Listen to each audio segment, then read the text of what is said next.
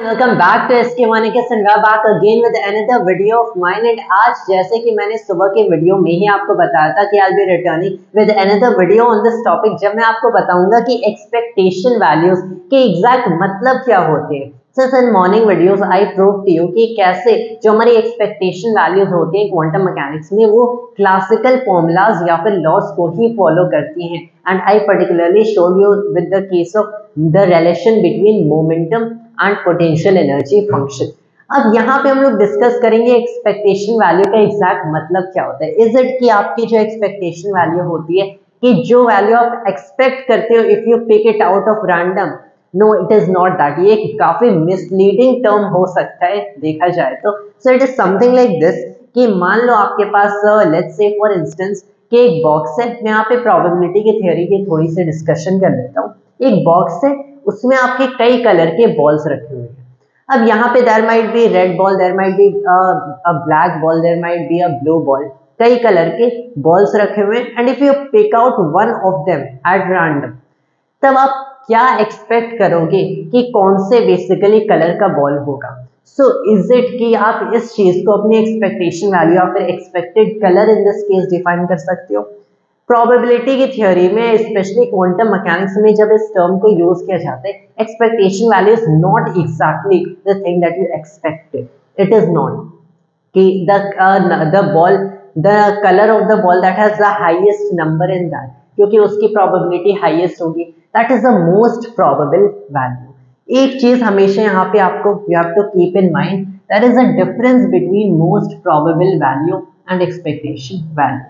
यहाँ पे जो आप एक्सपेक्ट करोगे या फिर जिसकी सबसे हाई प्रोबेबिलिटी होगी for the specific colour that you pick out, that is the most probable value या फिर most probable colour in this case. Expectation value is what, it is nothing but the mean और average value. इसीलिए मैंने कहा ये काफी misleading term है, ये काफी मिसलीडिंग टर्म है। हो सकता है कि आपके जो बेसिकली अगर नंबर के टर्म्स में देखा जाए, इंटीजर के टर्म्स में देखा जाए, तो जो आपकी एक्सपेक्टेशन मतलब average value, it doesn't even exist among the integers right there और द नंबर्स राइट देयर, क्योंकि आपके पास 1 हो सकता है, 2, 3 ऐसे कुछ कई सारे नंबर्स होंगे। आपको मिल गया कि आपके एवरेज वैल्यू क्या है, 3.2 है। तो 3.2 तो आपने एक्सपेक्ट किया नहीं था, दैट इज बेसिकली हो सकता है कि 3.2 उसमें एग्जिस्ट ही ना करे in that particular set that you have right here, set of numbers.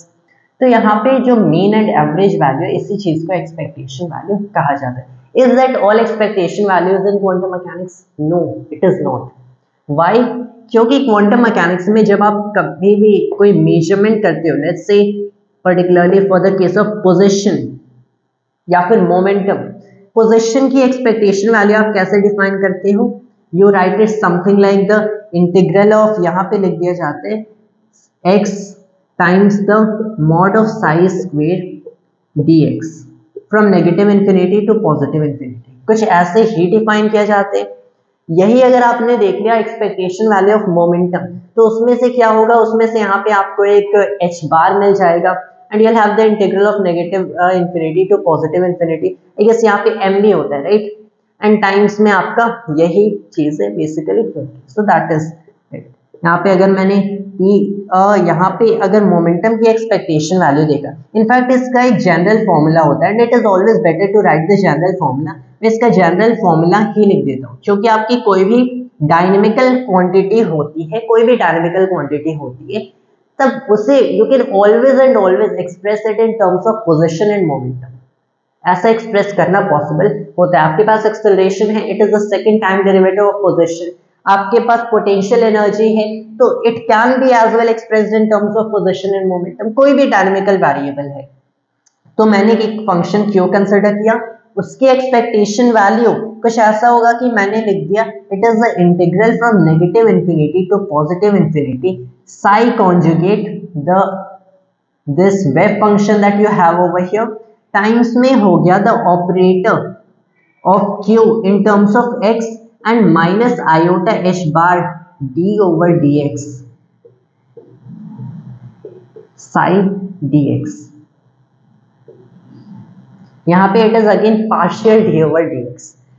तो ये जो हमारा बेसिकली फॉर्मूला है, this is the general formula for any particular quantity that you have Q, उसकी एक्सपेक्टेशन वैल्यू देखना है what exactly it is.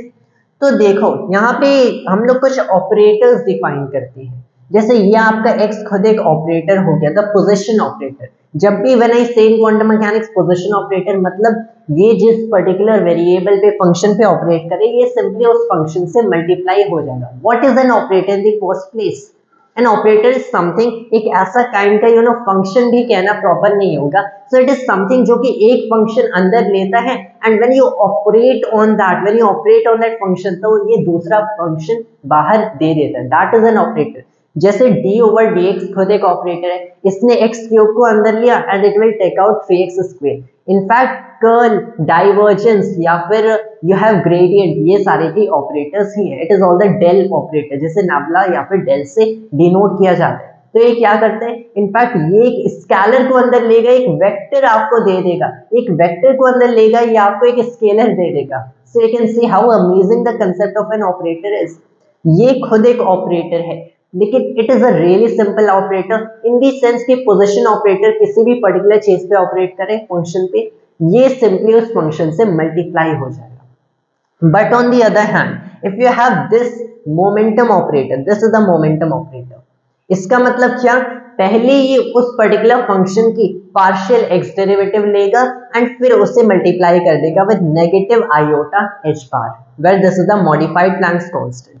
This is the momentum operator. तो मान लो आपके पास, आपको मोमेंटम ऑपरेटर यूज कर रहे हैं ऑन द वेव फंक्शन, तो पहले वेव फंक्शन की partial x derivative that multiplied with negative iota h bar, that is how momentum operator works on the wave function. So it is really a simple concept. यहाँ पे हम लोगों ने Q का एक ऑपरेटर बनाया, this brackets that I am using it particularly denotes operator. Q का operator कैसे बना? So it is something like this कि मान लो मैंने लिख दिया कि Q as a function of x and p, ये मान लो x का फंक्शन है ही नहीं, this is clearly a function of p, मतलब p का फंक्शन है तो x का भी फंक्शन होगा as m dx over dt, लेकिन यहाँ पे हम लोग इससे सिंपली p लिख रहे हैं। मैंने आपको ये जनरल फॉर्मूला दे दिया। अब अगर मैंने इसे p लिखा, मतलब इसका जो मेरी एक्सपेक्टेशन वैल्यू की इसके एक्सपेक्टेशन वैल्यू की इक्वल होगी। Again we are just going in a different direction right now, लेकिन पहले मैं एक्सप्लेन कर देता हूँ and after that, after we come to know कि कैसे एक्सपेक्टेशन वैल्यूज आप एग्जैक्टली कैलकुलेट करते हो, will tackle on the real question की expectation value exactly इस measurement में होती क्या है, and it is a very important concept when you are actually trying to learn quantum mechanics. तो ये मेरा कुछ ऐसा हो गया। Then I write कि the expectation value of momentum is the integral from negative infinity to positive infinity of psi conjugate times। अब यहाँ पे क्या हुआ, मान लो मेरे पास ये पर्टिकुलर चीज है, सिर्फ मैंने आपको बताया कि मोमेंटम ऑपरेटर बेसिकली क्या होता है। अगर मेरा Q P के इक्वल है, Q मेरा P के इक्वल है, तब Q का जो ऑपरेटर होगा, this will be equal to the operator for P, that is the Q operator is equal to the momentum operator. Momentum operator ऐसे डिफाइन ही हो गया, it is what, it is minus iota h bar d over d x, that is the operator. तो मैंने इस चीज को यहाँ पे लिख दिया minus iota h bar d over d x. अब फंक्शन यहां से आए, कौन सा फंक्शन, द वेव फंक्शन। इसका मतलब क्या, वेव फंक्शन को मैंने यहाँ पे लिया, it is still only an operator, याद रखना, and an operator in itself isn't a function, you have to keep that in mind. तो यहाँ पे फंक्शन है, मैंने इस ऑपरेटर को यूज किया इस वेव फंक्शन पे, and when I do that I am getting, यहाँ पे माइनस साइन हो गया, आयोटा एच बार में इधर लिख देता हूँ, I have d of psi over dx, again partial derivatives dx, and there you have it. This is basically how you calculate the expectation value of momentum. Minus iota h bar, the integral negative infinity to positive infinity psi conjugate times d psi over dx times dx, and that is the expectation value of momentum. अगर expectation value momentum के square का calculate करना हो, how do you do that? Let's see one more example. Momentum के square की expectation value, तो मैंने अब इसे ले लिया कि मेरा ये जो function Q as a function of x p है, this is p square instead of p। अब क्या होगा कि अब इसका जो ऑपरेटर हमारा बनेगा, इसका जो ऑपरेटर बनेगा, जहां कहीं भी p है वहां पे रिप्लेस कर देते हैं by minus iota h bar d over d x partial again, तो इसे मैंने पी के स्क्वेयर का ऑपरेटर रखा which is equal to what. अब यहाँ पे हो गया आपका माइनस आयोटा एच बार, तो here you have minus iota h bar times minus iota h bar, ये क्या हो गया माइनस में h bar square times d2 over dx square, second partial derivative. यहाँ पे minus iota h bar times minus iota h bar, in fact h bar square नहीं होता, ये नेगेटिव ही होगा, यू कैन कैलकुलेट दैट। थोड़ा सा इस चीज में काफी कंफ्यूजन अराइज हो सकती है। इनफैक्ट जब मैं भी इनिशियली ये चीज सॉल्व कर रहा था तो I was doing it wrong, how, क्योंकि मैं minus iota h bar times minus iota h बार को माइनस एच बार स्क्वेयर लिख रहा था, but it is minus h bar square. एक बार अच्छे से आप खुद कैलकुलेट कर लेना। तब यहाँ पे अब मुझे देखा कि ये पर्टिकुलरली मेरा ऑपरेटर है कि इस फंक्शन का सेकंड डेरिवेटिव कैलकुलेट करना है, second partial derivative with respect to x calculate करना है, फिर माइनस एच बार स्क्वेयर से मल्टीप्लाई करना है। This is how the operation is happening.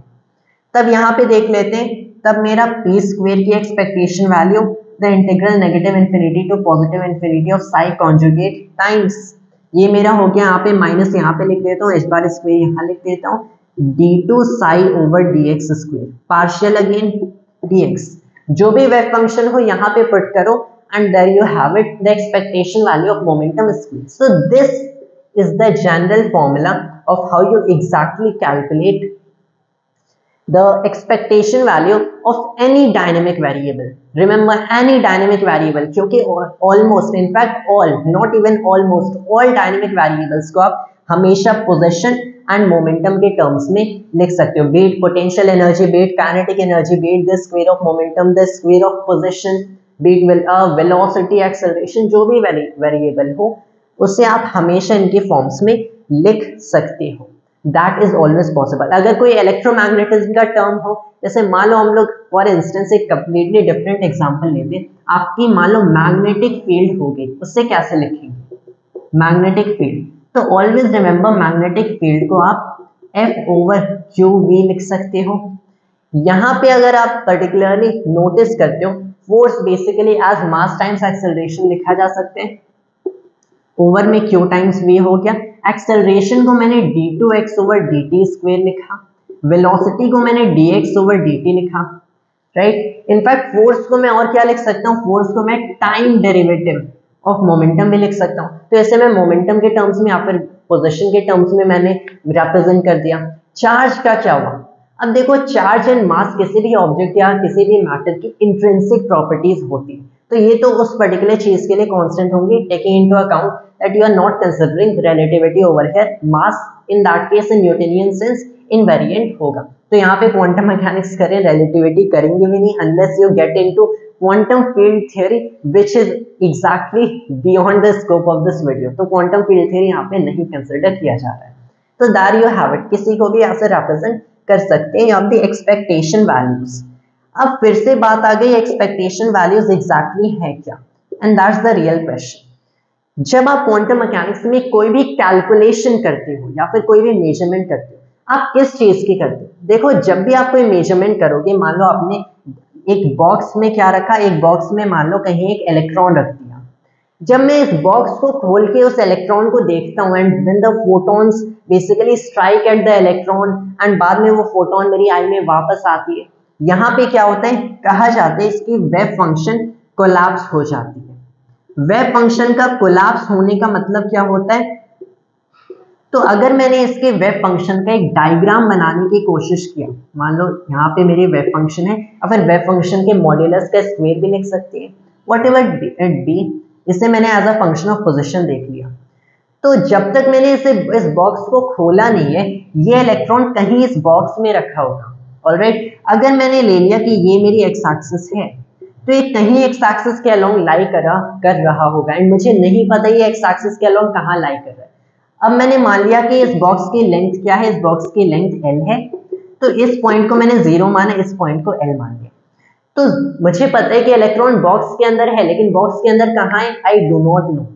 तो मैंने क्या कहा कि सर्टेन प्रोबेबिलिटीज हो सकती है कि ये 0 से L के बीच कहीं पे होगा, मतलब 0 से L के बीच इस पार्टिकल के पास इतनी कुछ इस काइंड की वेव फंक्शन होगी, इस इलेक्ट्रॉन के पास कुछ इस काइंड की वेव फंक्शन होगी।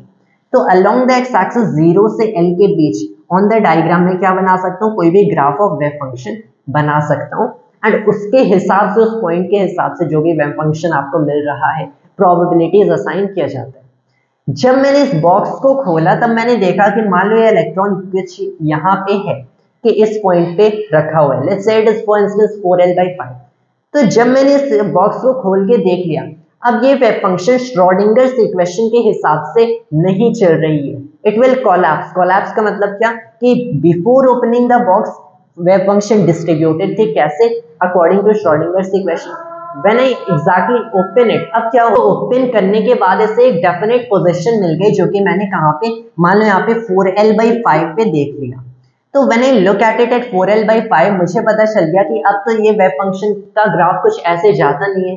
इसका मतलब क्या हुआ, अब इसका ग्राफ कुछ ऐसे नहीं है, इसका ग्राफ 4L/5 पे यहाँ पे स्पाइक करता है, एक पीक पे जाता है, बाकी सारे पॉइंट्स पे वेव फंक्शन 0 है। मतलब क्योंकि अब मुझे पता चल गया ये यहीं पे, the probability of finding the particle at this position is 1, at all the other positions it is 0। इसका मतलब क्या, यहाँ पे वेव फंक्शन पीक पे होगा, बाकी सारे पॉइंट्स पे 0। This is the collapse of the wave function upon measurement, क्योंकि हमें पता चल गया ये पार्टिकल कहाँ पे। अब देखो यहाँ पे सबसे इंटरेस्टिंग चीज आती है, which shows you the indeterminacy of quantum mechanics, कि अगर मेरे पास एक वेव फंक्शन साई है as a function of x and t, तो एक पर्टिकुलर इंस्टेंट पे मैंने इसे मेजर करने की कोशिश किया, यहाँ पे ऑब्जर्वेशन किया, मेरे पास ये बेसिकली लिमिट है कि 0 से L तक ही ये इलेक्ट्रॉन यहाँ पे मिलेगा। अब देखो क्या होता है कि अगर इस इलेक्ट्रॉन को मैंने एक वेव फंक्शन साई, मैंने पहले से मुझे पता है कि इसका वेव फंक्शन साई ही है, what basically happens is कि जब मैं एक बॉक्स खोलूंगा, no matter what I do, मैंने कोई भी मेजरमेंट कर लिया, मैंने कोई भी काइंड का मैथमेटिक्स कर लिया, मैंने पूरी क्वांटम मैकेनिक्स या क्वांटम फील्ड या फिर theory of everything in case discover होती है तो वो भी यहाँ पे लगा दिया, फिर भी मुझे बॉक्स खोलने से पहले नहीं पता चल पाएगा ये 0 से L के बीच में एग्जैक्टली कहाँ पे, मैं सिर्फ प्रोबेबिलिटीज असाइन कर सकता हूँ। तो क्लियरली मैं मैक्सिमम प्रोबेबिलिटी वाली पोजीशन पे एक काइंड का बेट लगा सकता हूँ, but it might not be at that position, हो सकता है मैक्सिमम प्रोबेबिलिटी कहीं यहाँ पे हो, लेकिन मिला हमें 4L/5 पे। तो खोलने से पहले मुझे नहीं पता चल सकता। Another exciting thing, even more exciting than this, कि अगर ऐसा ही मेरे पास एक और बॉक्स है एंड उस बॉक्स में भी उसी वेव फंक्शन के साथ मैंने इलेक्ट्रॉन रखा है, तो अगर मैंने इस वाले बॉक्स को खोला एंड मुझे यहाँ पे मिला कि ये इलेक्ट्रॉन कहाँ पे है, 4L/5 पे, एंड एग्जैक्टली उसी इंस्टेंट पे उसी वेव फंक्शन के साथ एक और इलेक्ट्रॉन है इन अनदर बॉक्स जो कि इससे आइसोलेटेड है, उस बॉक्स को मैं खोलूंगा तो ये जरूरी नहीं है कि वो इलेक्ट्रॉन भी 4L/5 पे ही मिलेगा। That is what is basically happening over here, and like this only I can introduce to you the concept of indeterminacy in quantum mechanics. You cannot determine it. मतलब जरूरी नहीं है कि आपके पास ये वेव फंक्शन है तो इलेक्ट्रॉन को ये पोजीशन मिल गई इस इंस्टेंट पे, तो दूसरा इलेक्ट्रॉन होगा किसी दूसरे आइसोलेटेड बॉक्स में with the same wave function, क्योंकि wave function is everything in quantum mechanics, it tells you everything all that you can know in quantum mechanics. लेकिन उसी वेव फंक्शन के साथ भी जरूरी नहीं है कि वो इलेक्ट्रॉन उस 4L/5 की पोजीशन पे ही होगा। तो हो सकता है वो इलेक्ट्रॉन मेरा हो गया किसी 2L/5 पे, मैंने एक तीसरा बॉक्स लिया, हो सकता है वो हो गया L/2 पे, मैंने एक चौथा बॉक्स लिया, हो सकता है वो हो गया L/3 पे, लेकिन they all have the same wave function, सबके पास सेम वेव फंक्शन है, बस ये इलेक्ट्रॉन्स कहाँ पे डिसाइड करते हैं कि किस पोजीशन पे इनकी वेव फंक्शन कोलैप्स करेगी। It is not possible for us और for even the theoretical physicist to understand कि इलेक्ट्रॉन कहाँ पे डिसाइड करेगा कि इसे वेव फंक्शन किस पोजीशन पे कोलैप्स कराना। इंस्टेंट तो हम डिसाइड करते हैं, जिस इंस्टेंट पे हम लोग बॉक्स खोलेंगे, पोजीशन हम डिसाइड नहीं कर सकते, इलेक्ट्रॉन खुद डिसाइड करते हैं। कैसे करते हैं? Through some sort of internal structure we don't know and we can not know, it is the rule itself in quantum mechanics, हम नहीं जान सकते।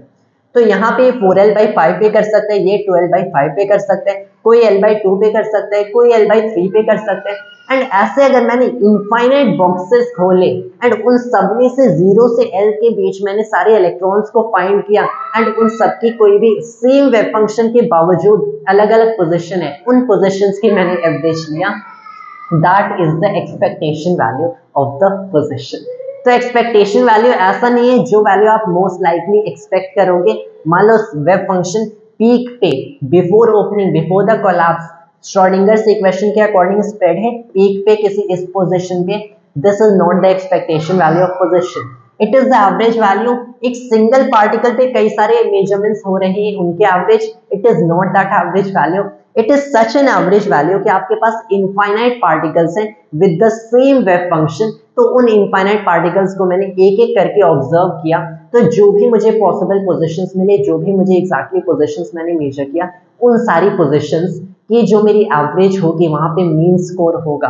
That is the expectation value that you see over here. तो ये जो मैं x bar लिख रहा हूँ, it is that. And quantum mechanics में आप यही चीज जान सकते हो, क्योंकि एक सिंगल पार्टिकल पे बार बार मेजरमेंट करोगे, it will be really useless thing to do, वो बहुत यूजलेस चीज हो जाएगी। एक वेब फंक्शन से आपके कई सारे पोजीशंस बन जाएंगे, तो एग्जैक्टली इस वेब फंक्शन को you can not hope to understand, you can not hope to relate this position by the wave function, क्योंकि आपको नहीं पता इलेक्ट्रॉन ये कैसे डिटरमिन करेगा यूजिंग द वेब फंक्शन। तो आप बस क्या कर सकते हो, कई सारे अलग अलग same state same wave function के अलग अलग पार्टिकल्स को आप ओपन करके ही वहां से एक एवरेज वैल्यू बना के आप एक्सपेक्टेशन वैल्यू दे सकते हो। सेम थिंग विथ मोमेंटम, कि आपके पास इनफाइनाइट बॉक्सेस हैं या फिर इनफाइनाइट ऐसे अपैरेटसेस हैं, आपने सब में से position of momentum of particles in this case measure किया, एंड उन सारे जो पार्टिकल्स सेम स्टेट में, सारे इलेक्ट्रॉन सेम वेव फंक्शन के हिसाब से चल रहे हैं लेकिन अलग अलग मोमेंटम मिले due to may be the uncertainty principle over here. तो अलग अलग मोमेंटम मिले, अलग अलग अनसर्टेनिटीज इन मोमेंटम मिले, तो उन सारे का एवरेज आपके है एक्सपेक्टेशन वैल्यू। अब एक बहुत इंपॉर्टेंट क्वेश्चन आता है, क्या एक्सपेक्टेशन वैल्यू को बिना वेव फंक्शन के प्रैक्टिकली मेजर करना पॉसिबल है? क्योंकि वेव फंक्शन तो हमने यहाँ पे रखा, जो भी चीज किया मैथमेटिक्स की आपको मिल गया, प्रैक्टिकली क्या इसे मेजर कर सकते हैं?